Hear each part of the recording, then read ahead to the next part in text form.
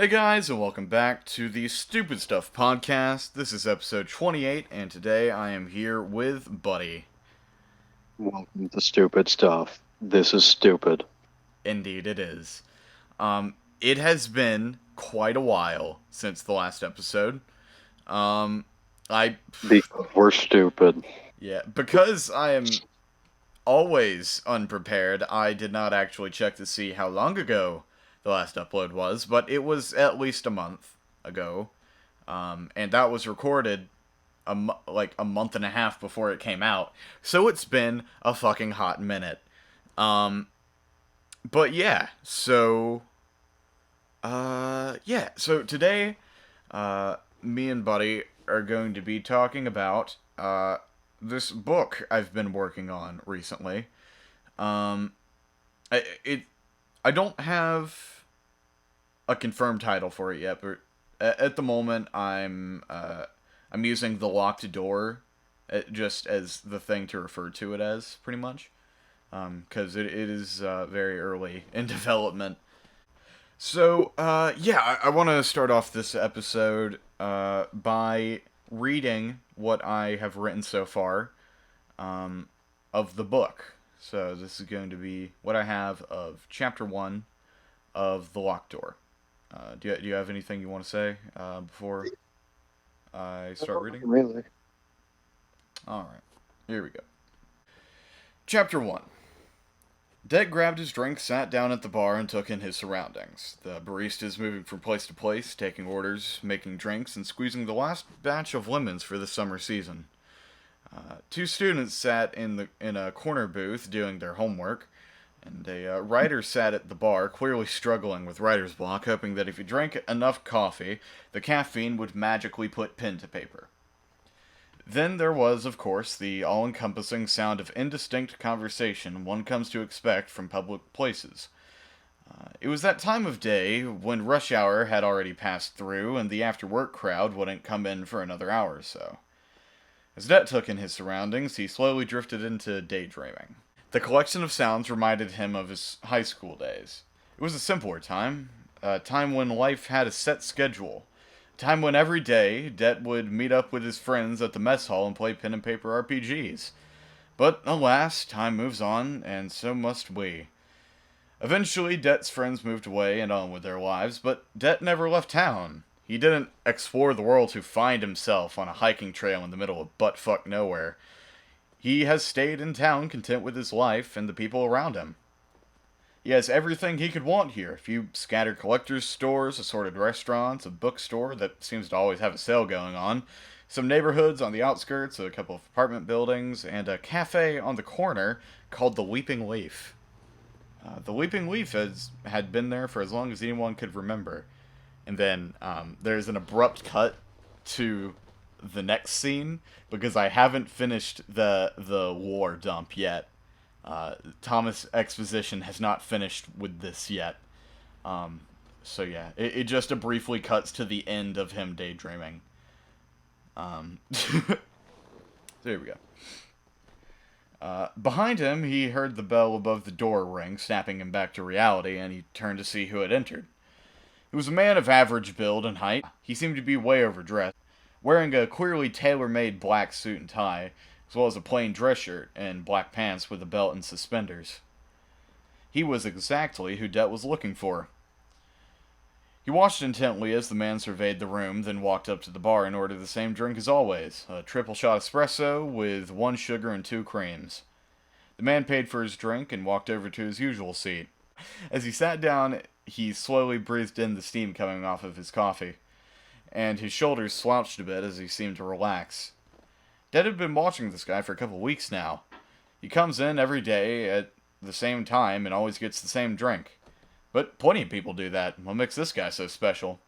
Well, at the back of the shop, there is a door that everyone seems to ignore as if it's not there. Except for this guy. After finishing his drink, he always pulls out a small notepad and writes something down that Det hasn't been able to spot yet. Then, like clockwork, 7 minutes later, he stands up and walks through the door. But then, something happened that Det didn't expect. The man broke routine. He stopped halfway through the door, turned around, and gave Det a wink. Det sat for a moment, dumbfounded. He blinked slowly, then looked around to make sure the man wasn't looking at anyone else. He looked back to the man and pointed at himself for confirmation. The man sighed quietly, looking slightly annoyed, and mouthed, "Yes, you," to Det, gesturing for him to follow. And yeah, so that's what I have so far. Not very much, but I think it's solid. Definitely a couple things that need to be worked on, but you know. Mm, I mean, there's pretty much always room for improvement. Yeah, but That's just the way things work. so uh, but yeah, so our protagonist in this story is named Det. Um, I'm pretty sure that he's named after that coward character you had a while back. yes, he's actually Detrius Andersmith the Eight, or the Eighth How many rather. of them, man? How did he manage to survive the Sansoning? He didn't. I see. You say this like he didn't have a wife and children before he joined the party. I honestly didn't think he did. No, that I dude had mean, some why would backstory. anyone marry? But but yeah, not here. Let me scroll down on my doc real quick. I have a document full of character bios and ideas. Um,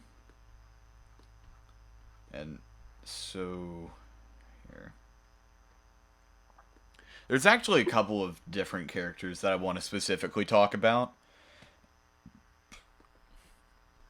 That that I can talk about with it without getting into like spoiler territory. Because I do have kind of a story set out, but I just haven't put pen to paper yet. Let's see. Okay, so Detrius Andersmith the Eighth goes by Det. He is 19. Let's see. I'm trying to see if there's any specific distinguishing features. He has tattoos on his. Here, I'll just read the section that I have. He has dwarven-looking rings around his wrists and ankles that extend into forearm and shin guards, while maintaining so pretty. Ah, fuck. What the fuck is that? That is a pile of words that mean nothing. Okay, I'm gonna have to freestyle this. So pretty much, this dude has rings, like dwarven rings, tattooed around his wrists and ankles that extend up onto his forearms and like shins, that kind of look like gauntlets, pretty much. And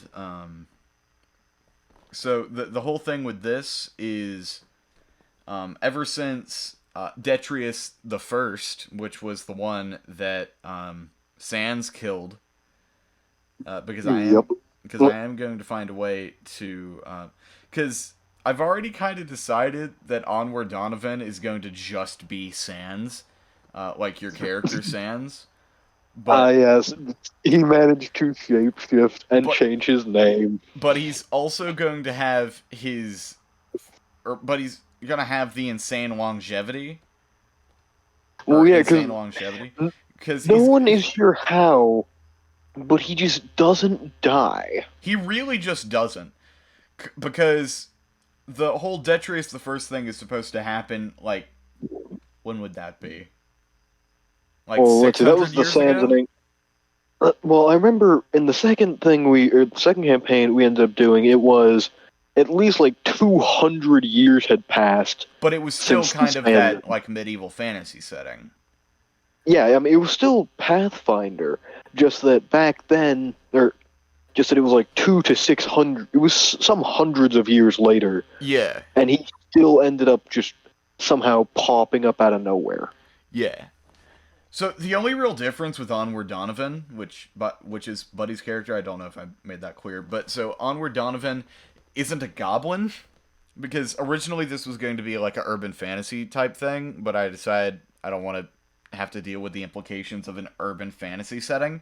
So they're just people that have powers every once in a while, pretty much. Um, and Onward's whole deal is he's sneaky and lives forever. um, so yeah.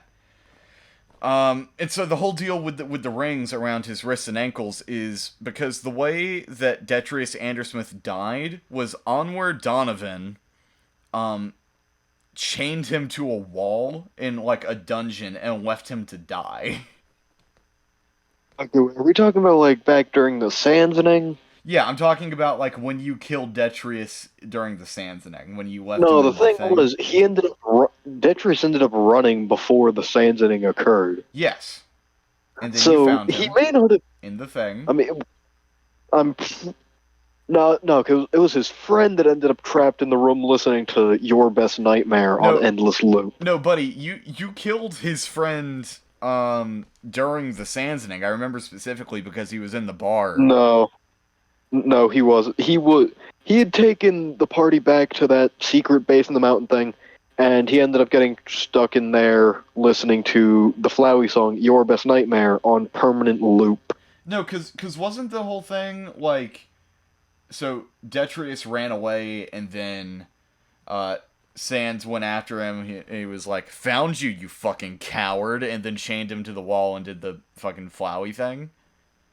No, what happened is they ended up ambushing the guy who Detrius had been working with secretly, and then from there, Detrius ran away when they went to interrogate him, and he somehow snuck past them. Mm. And then beyond that, what ended up happening is they never act. We never discussed what happened with him actually, because we just kind of forgot about him. He became a footnote in history, if even a Well, footnote. I'm going to retcon that so that Det is the one that got chained because that's kind of the whole deal with the rings. Because you know when you Okay. have a thing like tightly wrapped around like your wrists or whatever, it leaves marks like that. Yeah, I can leave scars and stuff. Yeah, and so the idea is that it was like dwarven bindings, and when he was eventually found, it became like a heirloom tattoo type thing. Okay. And so, yeah, um, all I have for the personality is chaotic good, but he's basically just going to be me. Like he's not my self-insert, but personality-wise, he's basically me. Which I I guess see. means he's my self insert. But there, I don't know. Fucking whatever.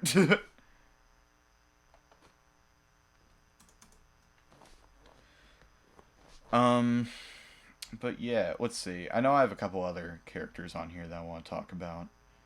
Um, what was it? I have another scene written, but that's like the end of Act 3, so I don't think that should be a thing.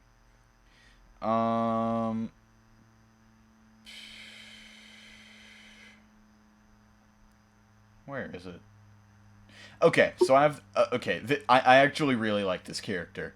So his name is John Doe, right? Um, Yep. so this dude's fucking ancient, right? But because all the people that work at the.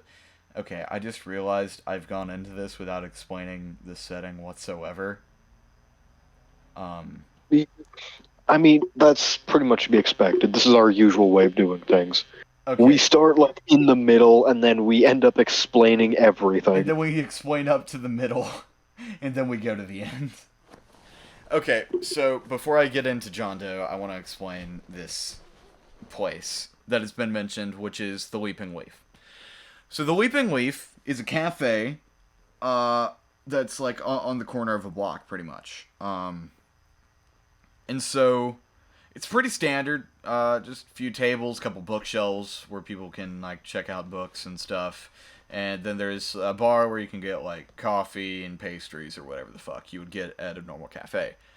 And then, at the back of the room, there's this door that people pretty much just never fuck with. Like, there's not even a sign on it that's like employees only, do not enter. Just people act like there's just like a wall there. Um, except for this mysterious man that we've seen in the thing I read.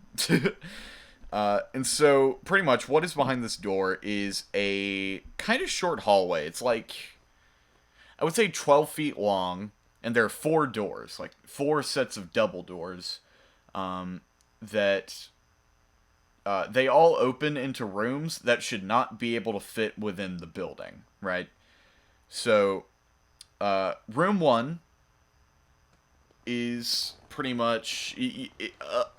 Imagine your stereotypical 50s slash 60s diner, and you're in room one. Like, jukebox in the corner, um, a little thing with a couple of like a little, fuck, what's it called? I guess a bar, with a couple of stools, and and a few booths scattered around the place, and a jukebox. I don't know if I said that, but you know. And then there's this lady that is behind the counter who's named Gina. Gina is the manager of this room, and she is pretty badass. I'm not gonna lie. So she let me actually go to her profile. I don't know what I've filled out so far, but so Gina looks like she's about like 32. She's about 5'4", and she's a pretty stereotypical waitress. But so the whole deal with this is, out of the whole group that work at the Weeping Leaf, she's kind of like the mom friend, like the mother figure of the group that kind of leads them on the right path. Um, here, hold on, what was it? There we go. And yeah, so the thing I have for her personality is typical sweet diner waitress slash mom of the group. Will kick your ass if you start shit in room one. Um, and a distinguishing feature I have marked is that she has a long diagonal slash on her back, which is important for plot stuff that happens later on in the book that I'm not going to get into here. But moral of the story, Gina's awesome, and Tantan simps. So, And always simps. but yeah, so I should probably explain these rooms. So the way that they fit within this like hallway, even though it's basically a door that opens into a standard storage closet, is pretty much how it works. Um, or is what it would be rather.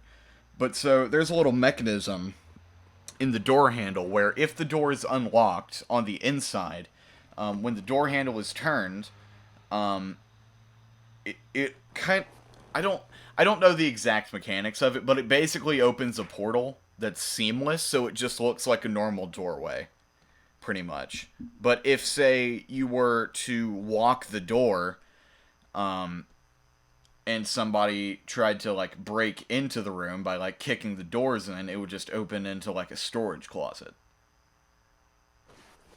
rather than the room itself. And that applies for all four of the doors, I should say. But yeah, so that's room one.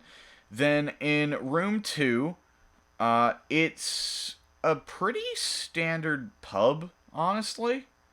Um, oh fuck, my dock is wigging out. I'm apparently scrolling too fast.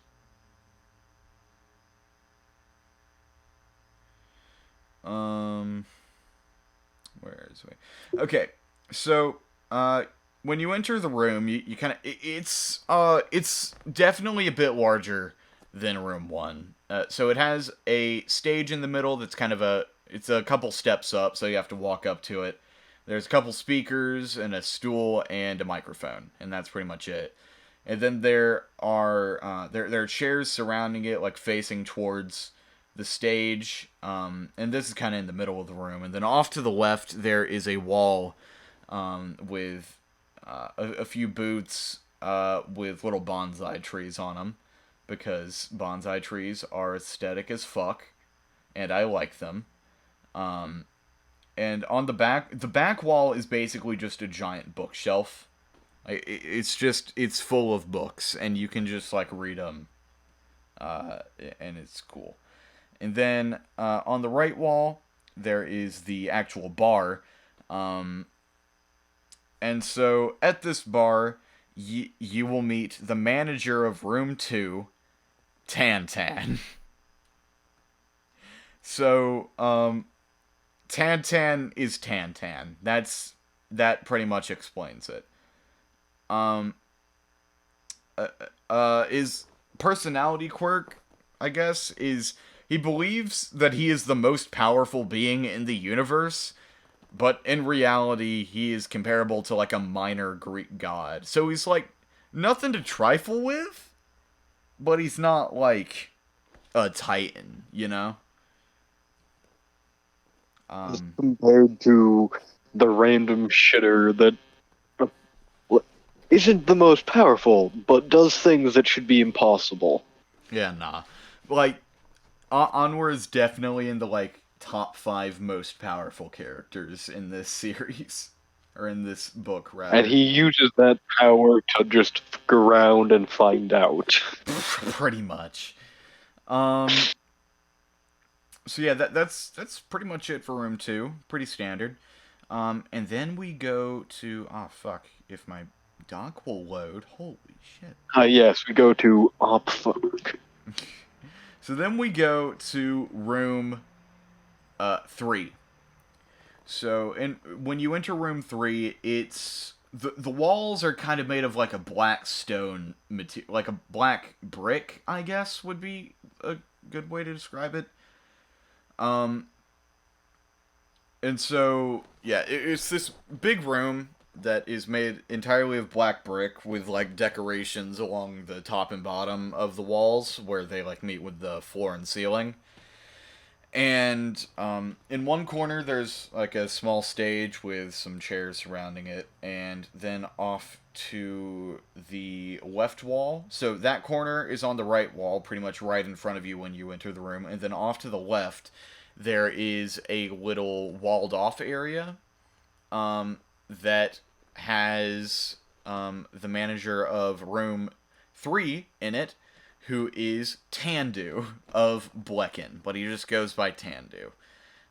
When I got this dude's name from Fantasy Name Generator, because I absolutely get most of my names from there, I did not intend for it to start with Tan, so that there are two Tans. But yeah. So Tandu looks like he's about 45. His hair is kind of it's close to black with a bit of silver fading in. Um, he has a scar above his right eye. Um, and a like a large blast or like burn scar in the center of his chest, and like various slash marks along his forearms from his previous adventures. Um, so let's see. I would like to point out, so I have this thing I like to do in the character profiles where I give the characters theme songs for how they are in different acts, and so each character kind of has their own act, or their own like 3 act section that they do as their like character progression. Not all of it is seen on like on screen, but you know. And so Tandu's theme song for Act 1, I would like to point out, we meet Tandu in at like the end of Act 2 of his character progression. His theme song at the beginning of Act 1 is Check Yourself by Ice Cube. Check yourself before you wreck yourself, because I'm bad for your health, pretty much, is just this guy. Um, and yeah, he's a little edgy. Like there's like a little bit of an edge, but he's here. Where's the personality thing on this guy? here's what I have of their personality. Very sweet guy, extremely caring, willing to fight and die for his friends, but you can, tell he's gone through some shit. And he is a little bit of a himbo, just like slightly. He's not quite Kronk, but he's getting there. And that is pretty much room 3. And room 4 is closed off for plot reasons that you will not know yet. Um, so yeah, that's pretty much the setting of this whole thing. Um, so now I can finally talk about John Doe because I like this character. Hold on. Does that mean that you're awesome? So so John Doe is he looks about 35. Um and so for the eye color, I just have it as, you ever seen a color picker wheel? So his iris is it's like, buddy, you know a color pickle a color picker wheel, right? Yes. So it's like that, but like tone the colors down a few shades. So they're a bit darker, and that's pretty much what his eyes look like. Um, let's see. So his hair is brown. Okay. His hair is brown, with stripes of blonde, black, and ginger in it. He's 5'11". Um, his skin is mostly pale, but it has splotches of pretty much every other skin tone. Um, let's see. So, so pretty much this guy's deal is every time an unidentified person is labeled as John Doe, their personality and memories are added to John's mind. Um, so at first, the collective had formed into kind of like a democratic council where they would decide what John should do. Um, but then some shit went down during a big plot twist thing, and the bad guy for that part pretty much murks a bunch of people to the point that they're unrecognizable, so that they all get labeled as John Doe, and this results in all of them pretty much flooding into John's mind, and it fully throws off the thing. So he's basically just batshit insane now. So yeah. That's John. I find this character interesting because he's kind of batshit, but he doesn't start off as that. Like, he starts off as kind of a I don't I don't really know. He's just kind of chilling. He's just one of the boys, and then shit goes down. Um, trying to think. That sounds like a lot of our characters. Yeah. um.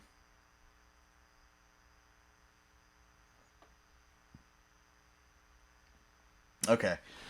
So here I want to look at, where is he? It's gonna be here-ish. There it is. So this character, I think I've told Buddy a bit about.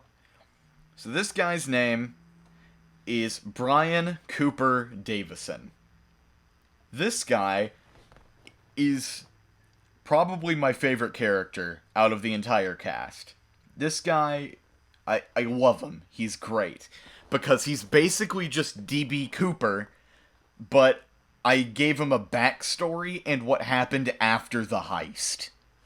So, Oh man. So for anyone who doesn't know who DB Cooper is, I'm gonna try to go through this kind of quickly, but I'm probably gonna get to rambling. So pretty much in 1971, a dude bought a plane ticket at I think it was San Francisco, um and got on the plane. So on the ticket, he marked his name as Dan Cooper. So he got on the plane with a briefcase. He was wearing a black tuxedo with mirrored sunglasses. And so he went on the plane, like sat at the back, like the very back of the plane, and, smoked a few cigarettes because it's the 70s. And a flight attendant came and sat in the little, flight attendant chair at the very back of the plane. And a bit before they start taxiing, so Cooper hands the flight attendant a note that says, "Hey, you should come sit next to me." And so the flight attendant does, and then he opens the briefcase, and there's a fucking bomb in it, right? So he's like, "Okay, I want you to go tell the pilot that I want what was it? It was like $250,000, and 4 parachutes, and I will let the plane go free." And so the flight attendant goes to the pilot, relays the information. They at this point they're basically in a holding pattern above the airport. And the passengers somehow do not realize what's going on. I shit you not, they're literally in a hostage situation, and they have no fucking clue what's happening. And so they get the money from a local bank, and the parachutes from a local skydiving school, and they land the plane. At which point, all of the passengers leave, and like half of the flight crew. Half stays, but half goes. And so they bring Cooper the money and the parachutes, and he tells them to go to Mexico City. But, they had to change stuff because of fuel restrictions, and they end up making a flight plan to go to Reno. They then so they start on the plane, or they start on the journey, and about a third of the way through the flight, Cooper orders all of the flight attendants to go into the cockpit and not bother him for the rest of the flight. So this absolute mad lad puts on a parachute, puts the duffel bag full of money like in another parachute, and like wraps it around himself. And halfway through the flight, he opens the rear stairwell and fucking jumps out of the plane, never to be seen again. This man, he's the only person in history, like in United States history, to get away with a plane hijacking, and nobody's seen him since. And so it's pretty ambiguous to this guy's background. All we really have is he was probably a paratrooper in Vietnam, and he most likely worked at a railroad yard. And that's it. That's all we know about him. And so that's where this character comes in.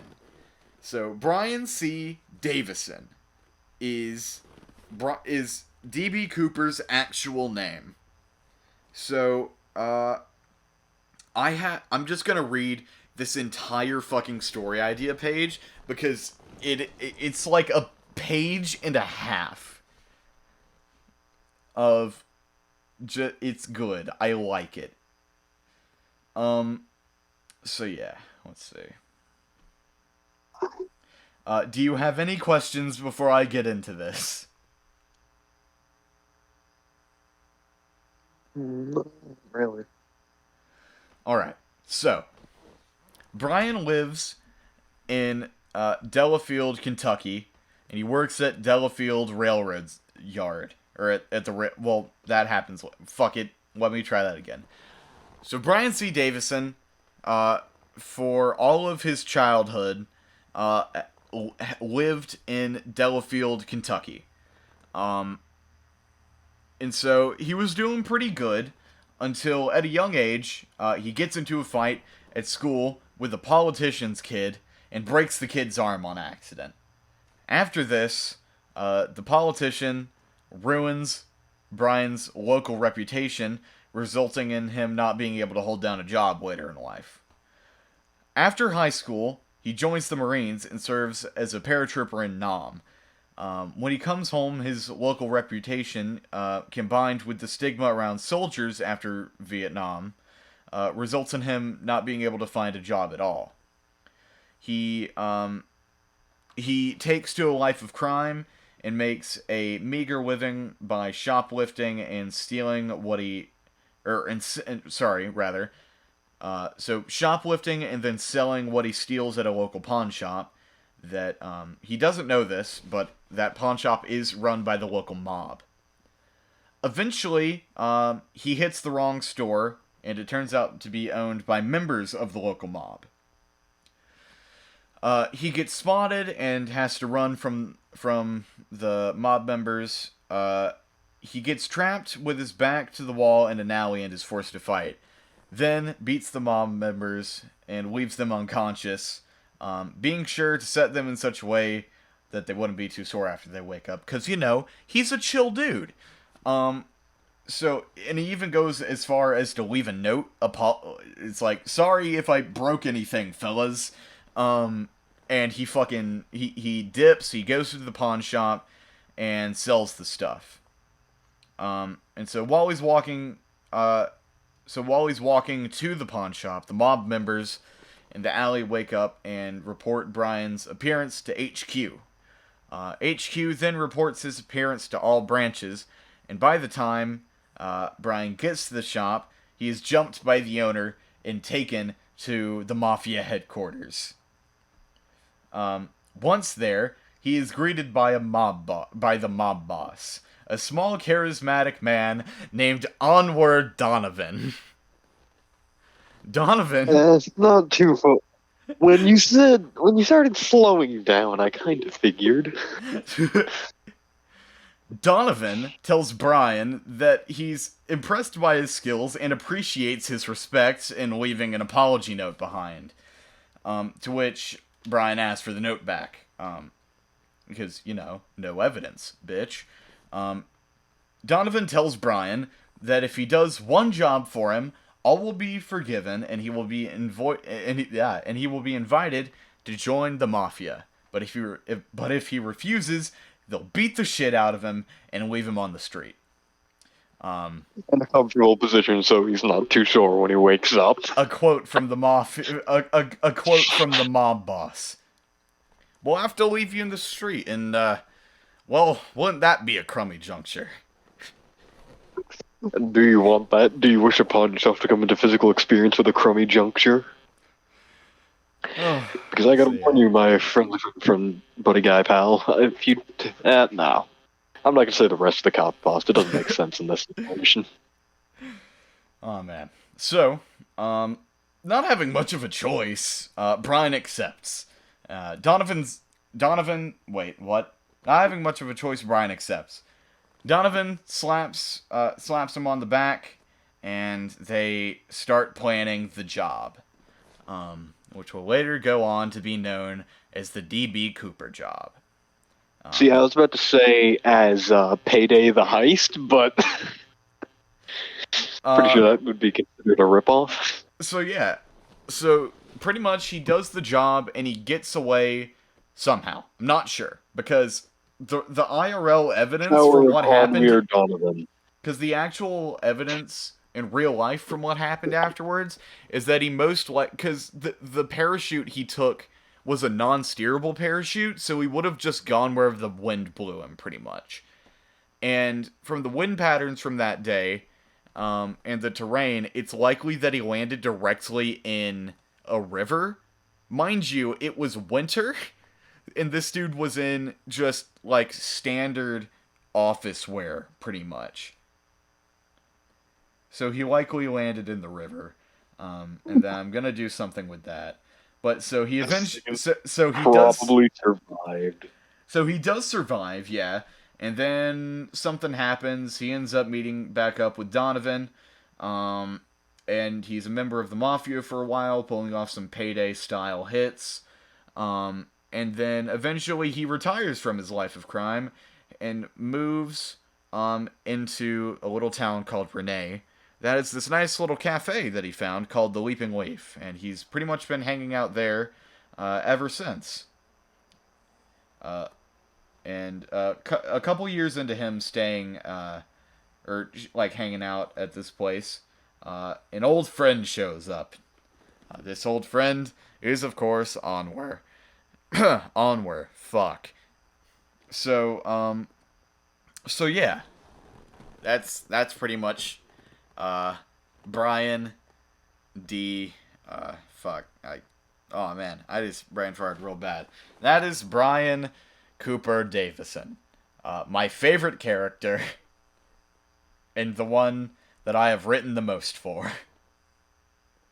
And notice how, despite being the mob boss when Cooper started in the mob, and even before then, he still continued being the mob boss after he left. Yeah. Onweir Donovan moves in mysterious ways. Onward Whether or Donovan not he doesn't fuck changes around. entirely. Well, no, he does. He does almost nothing but fuck around and He find does out. a little trolling. It just depends how much how much you've pissed him off if he decides to be trollish. Pretty much. So we've been mentioning Donovan quite a bit, so I feel it's only fair that we go through his profile, most of which you actually wrote, and I just copy pasted into this. Yeah, but that's kind of to be expected. Yeah, because At it least is for your this character after all. Like all the characters that are Exactly. based off of actual people, I've gotten their profiles or the base of their profiles directly from them.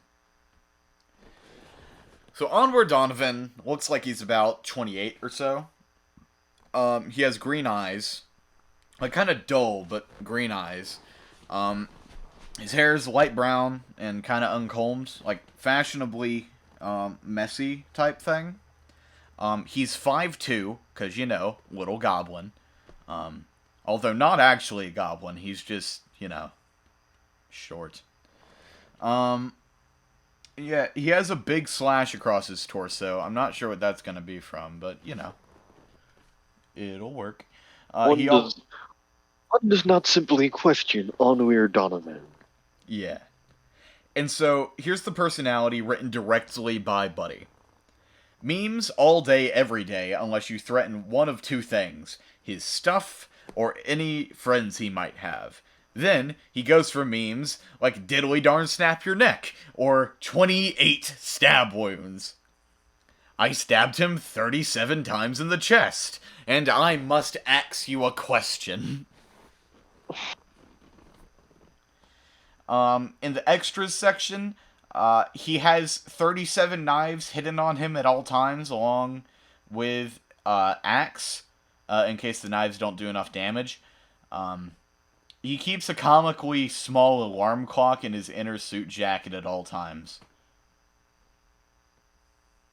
So rather than it being comically large, it's just comically small. I added Do I that have bit. anything on there about a watch? Huh? Is there anything on there about a watch of some kind? No, but there is a comically small alarm clock. Okay, I would like to add this in. Yeah. He's got a watch, but he's got a watch that he keeps around for memes, and somehow, do not question it. Whatever the time say switches depending on what he feels like. Either they'll all say chaos, they'll say fuck around and find out, it'll tell the legitimate time, audible gasp, or it'll just say die. So, okay, can you say the times again so I can put it on here real quick? Okay, the first one is just chaos. Then there's fuck around and find out. Memes. Then there was the actual legitimate times. And then the last one was just die. I feel like you should be very concerned about the last one. Weirdly, not really. I'm kind of used to it by now. When he no, when he starts taking things seriously is when you should be concerned. Oh yeah, actually yeah. When it's stopped with all the memes and the jokes and the trolling, Just that's when you should die. be scared. When you have bored him and or pissed him off enough. Let's see if there's anything else.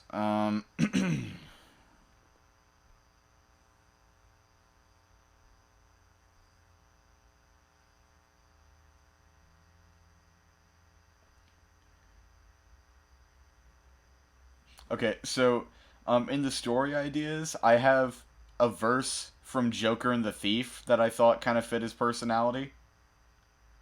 Okay. It's just, I said the Joker is a wanted man. He makes his way all across the land. I see him shifting through the sand, so I'll tell you all a story about the Joker and the Thief in the night.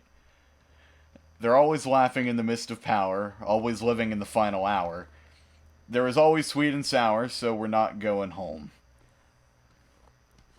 Specifically, Hmm. always living in the final hour, I thought was kind of fitting.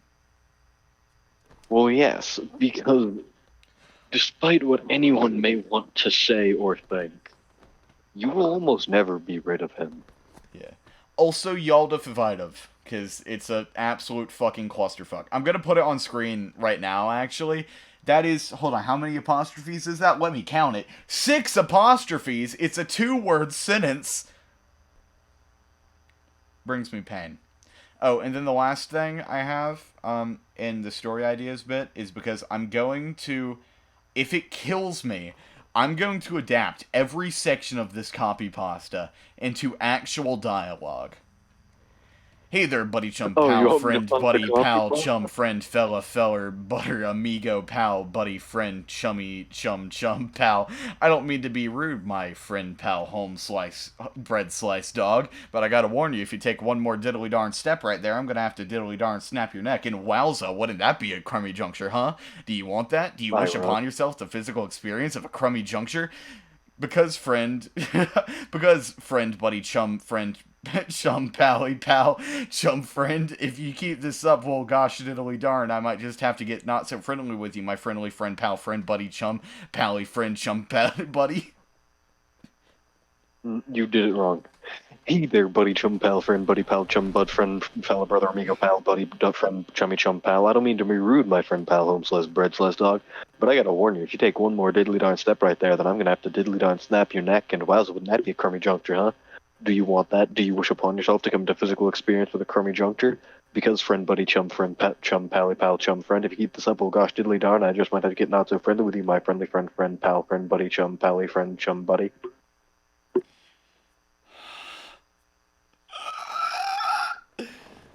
Oh my god. As I said, you did it wrong.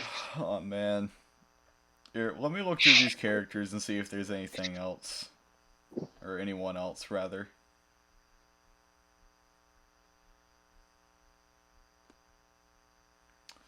There's Breadman.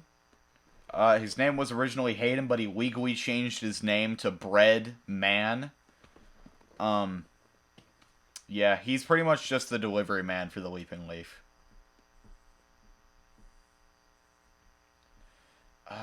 And I think that might be everything. Let me give this one more scroll through. Um, dude, it is so fucking hot in this room right now.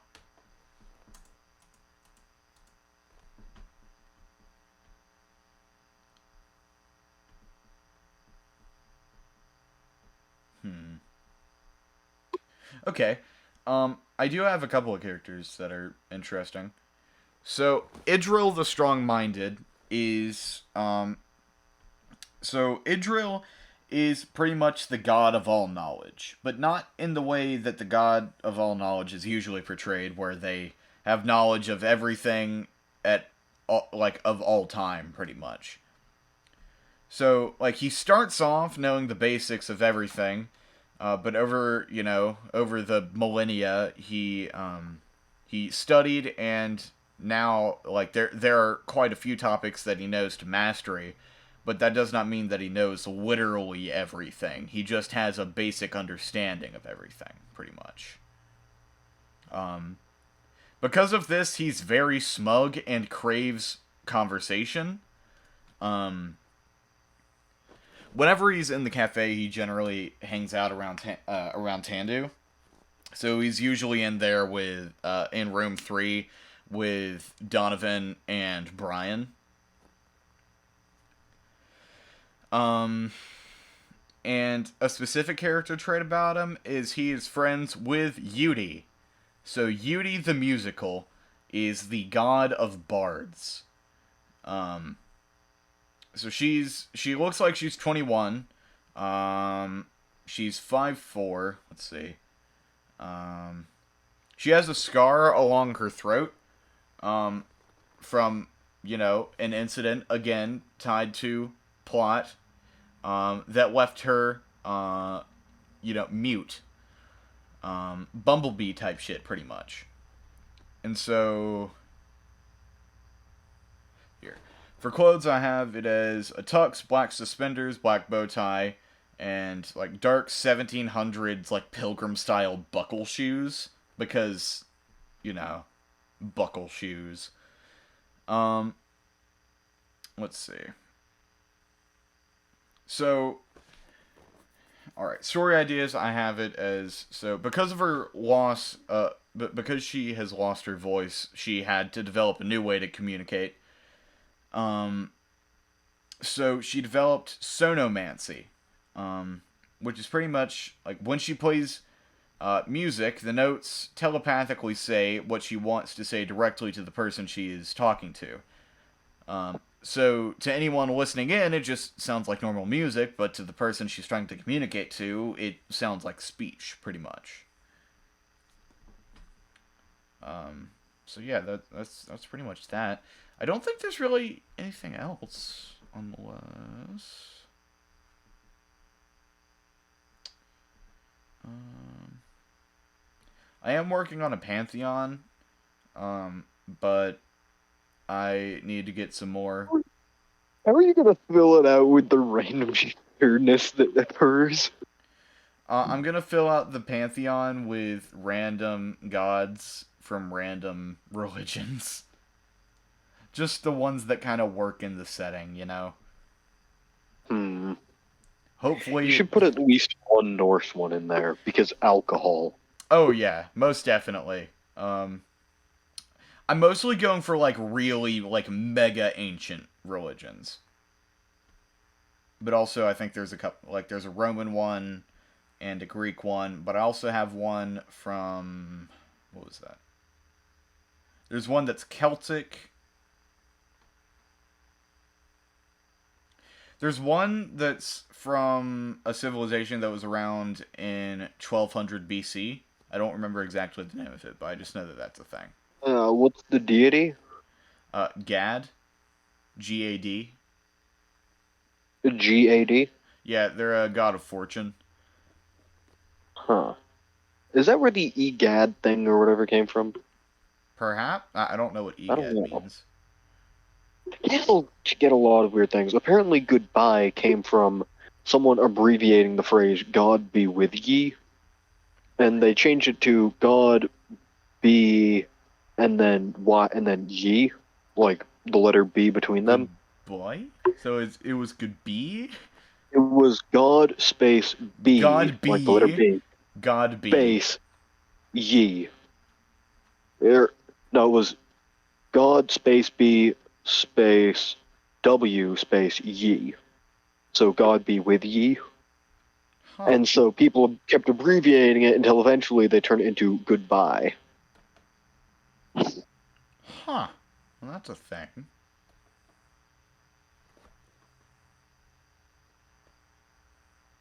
Yep. But yeah. Oh, by the way, I'm gonna put a link to this.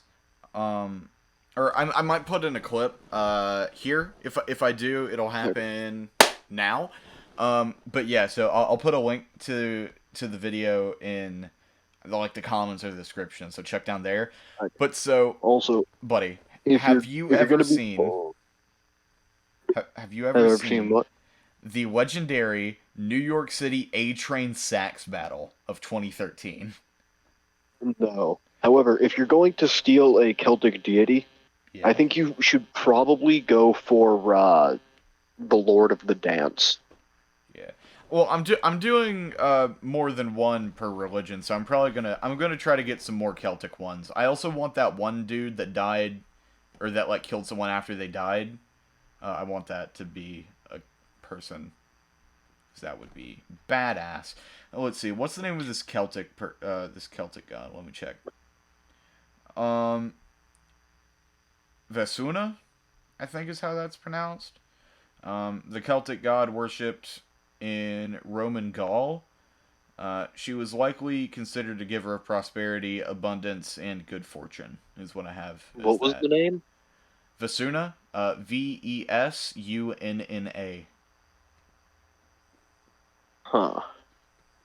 Okay, well, yeah, no, that's gonna be one of the more Germanic ones, but mixed with Roman. I'm not sure I mean, about yeah, that one. because it's from Gaul, so.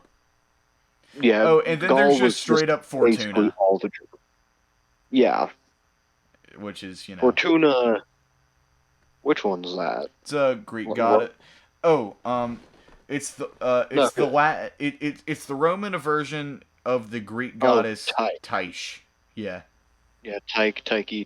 whatever. Yeah, Not a it's simple luck. just the Roman version of that. I have a oh wait, hold on. So I have Fortuna and Tyche on here. That could be kind of funny. They could be like kind of rivals trying to one up each other and how lucky they can make a person. That might could be something interesting. I feel like if they do that, one of the people they're using should be Onweir. It definitely should, or like both of them accidentally hit him at once with the luck, so he's just like fucking nat 20s all day. That sounds like him. That sounds like a origin story to me, buddy. And then them trying to one up each other, they get the protagonist in it. Oh shit. Yeah, no, because one of the things I want to do for Detrius is, I don't know how I'm going to implement it, but so, the tattoos he has, like the heirloom tattoos? Yes. I want it to be a thing where it's like, whenever he's like in serious danger, they like pop out and turn into actual armor that give him some sort of ability, like some sort of buff. Okay. So that might could be cool, but Um, but yeah, let's see how long we've been recording for. About an hour and 20, I think. An hour and 20 hours. Actually, an hour and 1 minute. Oh. Yeah. All right. So one thing I do want to do, because I tried to record this episode before this, like a couple days ago with Tantan and Breadman. And there were, like, not the whole episode was usable, but there were some funny bits. So I am going to put that at the end of the episode, but yeah. So are you ready to in the recording, by the way? Are you Yep. good to do an outro? All right. But yeah, so this has been Ira and Buddy with the Stupid Stuff podcast. Discussing the stupid stuff, whatever the book is called. Yeah, the locked Probably. door. Ah, yes. The most generic. Congratulations, name I can think of. you have achieved lore/background spoilers. Pretty much. Except it's not spoilers, it's just saying locked door. It's Because there is common a locked sense. door. There is a locked door. The locked door is It- room we're- 4, but we're we intro- don't know I mean- what room 4 is yet. I mean, we're introducing the characters, though, and we're introducing some stuff that might happen about them later or be revealed later. So there are technically spoilers. There are some spoilers, but none that are like mega important to the plot. Just some that are like backstory, I Just some guess. side lore stuff, yeah. Yeah, side lore. Because I did avoid the biggest thing, so insert big climax moment with one character that I didn't even mention because I can't without talking about the plot thing. But yeah, no. So this has been the Super Stuff podcast, and now we're gonna go back to a couple days ago when I tried to record this, um, and just pretty much Tantan and Hayden joking about wingdings. So yeah, we will see you next time. Enjoy this fucking bullshit.